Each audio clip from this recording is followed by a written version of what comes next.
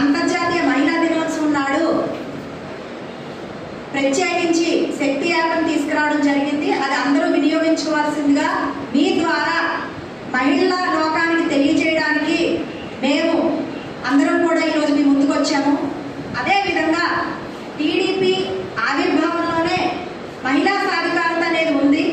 అన్న నందమూరి తారక రామారావు గారు మహిళలకి ఆస్తి హక్కుని చట్టబద్ధంగా కల్పించడంలో ఏ విధంగా కృషి చేశారో ప్రస్తుత మన కూటమి ప్రభుత్వంలో నారా చంద్రబాబు నాయుడు గారు మరియు డిప్యూటీ సీఎం పవన్ కళ్యాణ్ గారు కూడా మహిళలు పారిశ్రామికవేత్తలుగా ఎదగాలి అని చెప్పి వచ్చే 5 సంవత్సరాల్లో సుమారు 1.5 లక్షల మంది మహిళల్ని పారిశ్రామికవేత్తలుగా తీర్చిదిద్దే విధంగా కార్యాచరణ అనేది రూపొందించడం జరిగింది.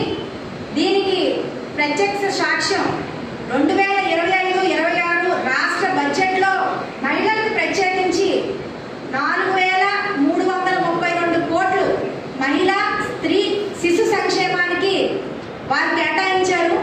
దీనికి మా మహిళలందరం కూడా మన కూటమి ప్రభుత్వానికి ప్రత్యేక అభినందనలు తెలియజేసుకుంటూ ఈ సంవత్సరం రాష్ట్ర బడ్జెట్ని ప్రత్యేకించి మహిళా బడ్జెట్ అని కూడా చెప్పొచ్చని మేము గర్వంగా ఈరోజు మీకు తెలియజేస్తున్నాం.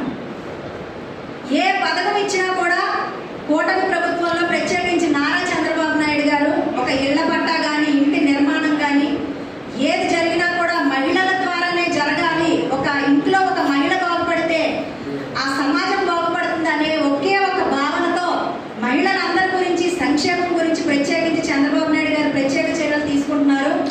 త్వరలోనే మహాశక్తి పథకాల్లో భాగమైన తల్లికి వందనం పథకం ద్వారా మే నెలలో స్కూల్ ప్రారంభానికి ముందే ఎంతమంది పిల్లలు ఉంటే అంతమందికి కూడా 15,000 ఇస్తామని ఇప్పటికే ప్రకటించడం జరిగింది. ఖచ్చితంగా ఇచ్చి తీరుతాం. అదేవిధంగా మహిళా భద్రత గురించి ప్రతిపక్ష నేత జగన్మోహన్